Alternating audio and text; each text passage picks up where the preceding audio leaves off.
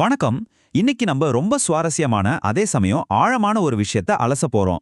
குறியீடுகளுக்கும், அதாவது வெறும் அடையாளங்களுக்கும், உண்மையான அதிகார பகிர்வுக்கும் நடுவுல எவ்ளோ பெரிய இடைவெளி இருக்குன்னு யோசிச்சு பார்த்திருக்கீங்களா? சட்டங்கள், மொழி, நம்ம கல்வி முறை இது எல்லாமே சேர்ந்து எப்படி ஒரு மாயையை உருவாக்குது அப்படிங்கறத நம்ம ஆதாரங்கள் அடிப்படையில ரொம்ப தெளிவா புரிஞ்சுக்க போறோம். வாங்க நேரடியா விஷயத்துக்குள்ள போயிடலாம். முதலாவதா நம்ம ஆதாரங்கள் முன்வைக்கிற ரொம்ப அழுத்தமான ஒரு கேள்வி இதுதான். பள்ளிகள் ஏன் இந்த அமைப்பை கேள்வி கேட்க நமக்கு சொல்லிக் கொடுக்கறதில்ல? இது சாதாரண கேள்வி இல்லைங்க. நம்ம அரசியலமைப்பு சட்டங்கள், மொழி அரசியல், கல்வி முறை இது எல்லாத்தையும் ஒண்ணா இணைக்கிற ஒரு புள்ளி இது. ஒரு சிஸ்டம் எப்படி இயங்குதுன்னு புரிஞ்சிக்க முதல்ல நாம எங்க முடக்கப்படுறோம்னு தெரிஞ்சுக்கிறது ரொம்ப அவசியம் இல்லையா? இந்த மொத்த விஷயத்தையும் 4 முக்கிய பகுதிகளா நாம பார்க்க போறோம். 1 சட்டங்களும் மொழியும் உருவாக்கும் மாயை. 2 மொழி எனும் தடைக்கல். 3 கல்வி தொழிற்சாலை. மற்றும் 4 புரட்சிக்கான பாதை.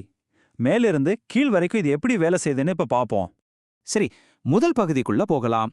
சட்டங்களும் மொழியும் எப்படி மாயைகளை உருவாக்குதுன்னு பார்க்கலாம். முதல்ல இந்திய அரசியலமைப்போட சரத்து 123 நம்ம ஆதாரங்கள் சுட்டிக்காட்டுது. நாடாளுமன்ற கூட்டத்தொடர் நடக்காதப்போ அவசர சட்டங்களை பிறப்பிக்க குடியரசுத் தலைவருக்கு இந்த சட்டம் அதிகாரம் தருது. சரி, இதுல என்ன பிரச்சனை? மக்கள் பிரதிநிதிகள் விவாதிக்காமலே ஒரு சட்டம் வருதுன்னா அது சில நேரங்கள்ல ஜனநாயக நடைமுறைகளை தவிர்ப்பது போல ஆகிடுதுன்னு விமர்சகர்கள் சொல்றாங்க. ஆனா இந்த அவசர சட்டம் நிரந்தரமானது கிடையாது. நாடாளுமன்றம் திரும்ப கூடின 6 வாரங்களுக்குள்ள அதுக்கு ஒப்புதல் வாங்கணும். அப்படி இல்லைன்னா அந்த சட்டம் தானாகவே காலாவதி ஆயிடும். இது ரொம்ப தற்காலிகமான ஒரு ஏற்பாடு. இதை ஒரு குறுக்கு வழியா பயன்படுத்த முடியுமா அப்படிங்கிற ஒரு முக்கியமான கேள்வியும் இங்க வருது. அப்படியே மொழி சார்ந்த சட்டங்களுக்கு வருவோம். 2003ல கொண்டு வரப்பட்ட 92வது சட்டத்திருத்தம் ரொம்ப சுவாரஸ்யமானது. போடோ, டோக்ரி, மைதிலி, சந்தாலி ஆகிய 4 மொழிகளை 8வது அட்டவணையில சேர்த்து மொத்த மொழிகளோட எண்ணிக்கையை 22ஆ மாத்துனாங்க. ஆனா நிஜத்துல என்ன நடக்குது? இது ஒரு பேரளவுக்கான அங்கீகாரம் மட்டுமே. ஹிந்திக்கோ அல்லது சம்ஸ்கிருதத்துக்கு கிடைக்கிற நிதியோ நிர்வாக பயன்பாடோ இந்த மொழிகளுக்கு கிடைக்கிறது இல்லைன்னு ஆவணங்கள் ரொம்ப தெளிவா சொல்லுது. இப்போ நாம 2வது பகுதிக்கு வருவோம். இந்த சட்டங்கள் எப்படி சாதாரண மக்களோட அன்றாட வாழ்க்கையில, குறிப்பா கல்வியில ஒரு தடையா மாறுதுன்னு பார்க்கலாம்.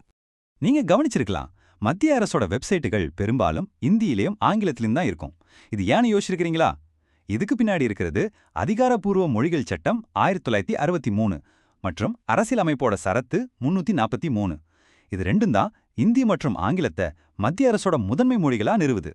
சட்ட விதிகள் ஒரு பக்கம் இருந்தாலும் ஆட்சி மொழித்துறை இந்தி பயன்பாட்டை அதிகரிக்க குறிப்பா சில இலக்குகளை வச்சிருக்காங்க.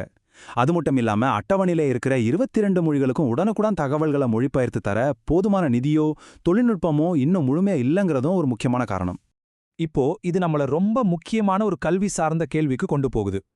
கல்லூரி பேராசிரியர்களுக்கான UGC நெட் தேர்வு ஏன் பெரும்பாலும் ஆங்கிலம் மற்றும் இந்தியில மட்டுமே நடக்குது? இங்கதான் ஒரு கல்வி மேலாதிக்கம் நடக்குதுன்னு கட்டுரை சொல்லுது. தேசிய தேர்வு முகமை நடத்துற தேர்வுகள்ல பொருளாதாரம், வரலாறு மாதிரியான பாடங்களை மாநில மொழிகள்ல எழுத முடியாத ஒரு நிலை இருக்கு. இது மாநில மொழிகள்ல படிச்ச மாணவர்களுக்கு எவ்வளவு பெரிய முட்டுக்கட்டன்னு யோசிச்சு பாருங்க. இது வெறும் மொழி பிரச்சனை இல்ல, மாநில உரிமைகளுக்கும் மத்திய கட்டுப்பாட்டுக்கும் இடையில இருக்கிற ஒரு பெரிய முரண்பாடு. சரி, இப்போ நாம 3வது பகுதிக்கு போவோம். இந்த மாதிரியான தடைகள் இருக்கும்போது இத கேள்வி கேட்க நம்ம பள்ளிகளும் கல்லூரிகளும் ஏன் மாணவர்களுக்கு சொல்லிக் கொடுக்கறதில்ல?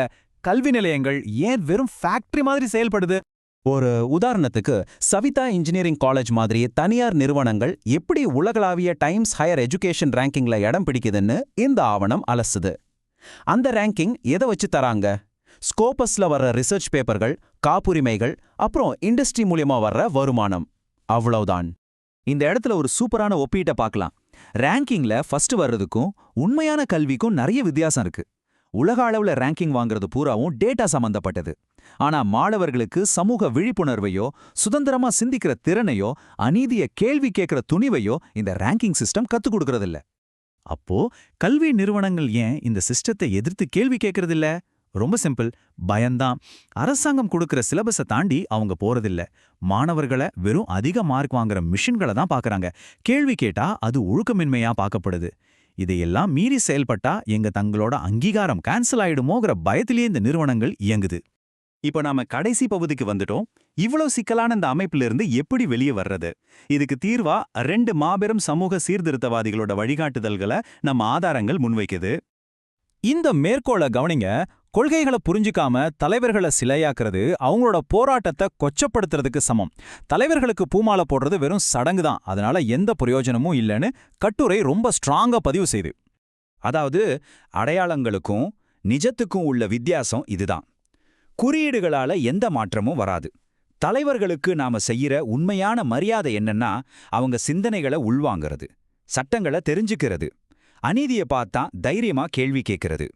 பாபா சாஹேப் அம்பேத்கர் சமூக அடிமைத்தனத்தை உடைக்க கல்வியையும் குறிப்பா சட்டத்தையும் எப்படி ஒரு ஆயுதமா கையில எடுத்தாருன்னு ஆவணம் ரொம்ப தெளிவா விளக்குது. தீண்டாமைய ஒழிக்கிற சரத்து 17 மாதிரி சட்டங்கள் ஒடுக்கப்பட்ட மக்களுக்கு எப்பேற்பட்ட ஒரு பாதுகாப்பு கேடயமா இருக்குன்னு யோசிச்சு பாருங்க. கற்பி, உண்டு சேர், புரட்சி செய், இந்த முழக்கத்தை நாம நிறைய கேட்டிருப்போம். ஆனா இது வெறும் புத்தகத்தை படிச்சு மனப்பாடம் பண்றதுக்கான வார்த்தைகள் இல்ல. உங்களோட சட்டப்பூர்வமான உரிமைகளை கத்துக்கிட்டு விழிப்புணர்வோட அந்த உரிமைகளுக்காக போராடணும் அப்படிங்கிறதுக்கான ஒரு அழைப்பு இது. அதே மாதிரி தந்தை பெரியார் சமூக புரட்சிக்கு கையில் எடுத்தது பகுத்தறிவை.